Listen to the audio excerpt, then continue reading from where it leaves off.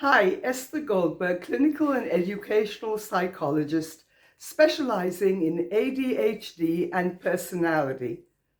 We're back to school soon, and I really want to make this a better school year, a year of peace and acceptance and tolerance and understanding of individual differences.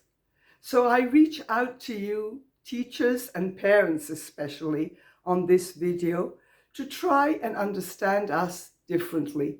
Try to see us differently so that we can see ourselves differently. I say this as an adult coping with ADHD every day of my life. And I don't believe the baggage, the excess emotional baggage we carry that is totally unnecessary. So these are just a few examples of the kind of things you say about us regularly that hurt. Why do they not learn from mistakes? Why don't they improve even after we explain again and again? How many times does he cancel plans, not arrive on time, keep promises, can't organize himself and get his act together? Why does he have so much anxiety and he's got so much talent and intelligence? What's his problem? What's this about not being able to function? He's perfectly okay. Why does he exaggerate so much? Take everything to the extreme. See things in black and white, no shades of gray? Why are they so nice and can suddenly be so rude? No tact. Seem to have lost it, explode. Why does he get stuck on a particular subject and goes on and on and on? Why must he have something just at a given second? It just has to be that. Can't see the wood for the trees. So confused, doesn't seem to distinguish between facts and emotions. Yes, the list goes on and on and on, and we are hurt every day because we are not understood. I started this challenging project on YouTube despite all my difficulties with the camera and with talking, because I really believe in what I have to say. People with ADHD are so misunderstood, and it is totally unnecessary. I still see adults, parents, and children who see these behaviors as emotional or as difficulties with personality instead of spin-offs of ADHD. The difference is huge, and the treatment is totally, but totally different. And this is the reason why I am here today. All these so-called personality difficulties stem from difficulties with regulation of impulses and attention, difficulties which are genuine. I don't like to explain brain. I've said that before. I really don't think it helps anyone. But here, I'm going to just explain brain in a few minutes in order to try and convince you that we do not behave this way out of emotional difficulties. There is a definite and genuine problem with dysregulation. So everything I say is scientifically based, and I really believe that if I understand something, I can explain it in simple terms. So what are the difficulties in regulation that are so central to ADHD?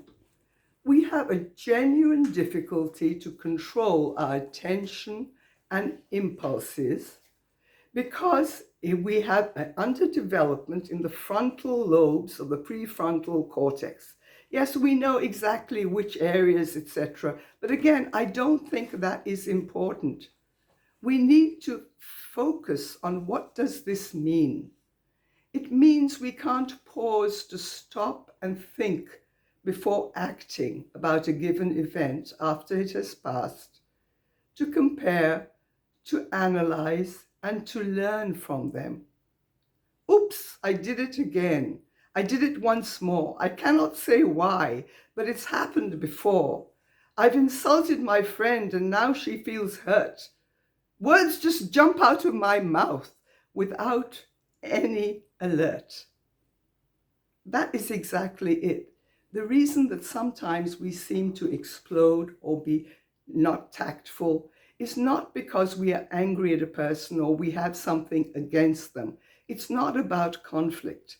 It's about an overload of hyperactive, attention or impulses in our system that we really cannot hold.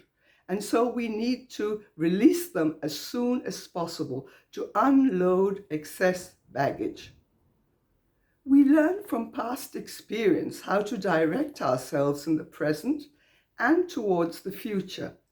It enables us to separate reality and imagination. The frontal lobes in the brain, again, responsible for these regulatory functions, display low activity or underdevelopment. As a result, functions associated with attention and impulse control are impaired, resulting in hyperactivity, impulsivity, and frequent distractedness. Hyperactivity is the center of the diagnosis of ADHD, and did you know that paradoxically, hyperactivity is actually the result of hypoactivity in the frontal lobes of our brain? We intuitively feel the brain is hypoactive, it's fallen a little bit, and then we try to accelerate and give full gas in order to improve this hypoactivity, to bring ourselves to a state of hyperactivity. And in doing so, we tend to extremes, we tend to surf, we don't stop ourselves.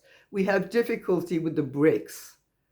This is the reason why we chatter non-stop, exaggerate, fling, say the first thing that comes to our mind, go to extremes, or get locked up in one particular train of thought.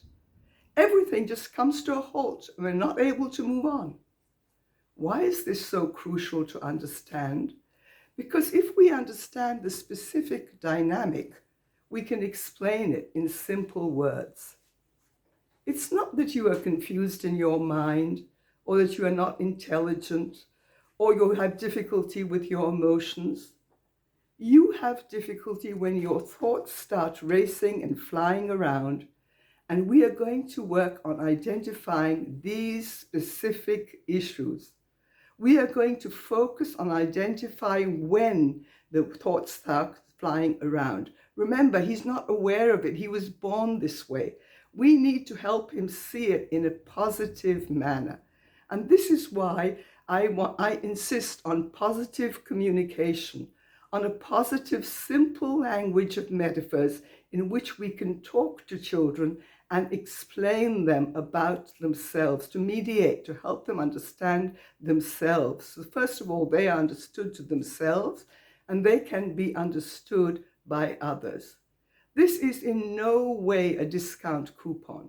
We can't just let them off the hook because they excuse them because they have ADHD. No, we need to help them take responsibility, but we need to focus on what the issue is. I truly believe that this language can be combined in any treatment of ADHD.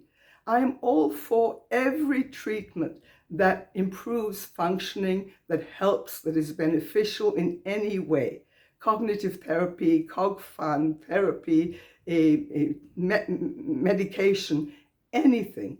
But I truly believe that this language has to be combined in every encounter with children with ADHD, or adults for that matter, in order that they address their emotional feelings, in order that they can talk about the tremendous hurt they feel and has accumulated over the years. This new language, adding meaningful, mindful insight, is much simpler than you think. Please follow me for more. I'm going to break this up for you. Thank you, Esther.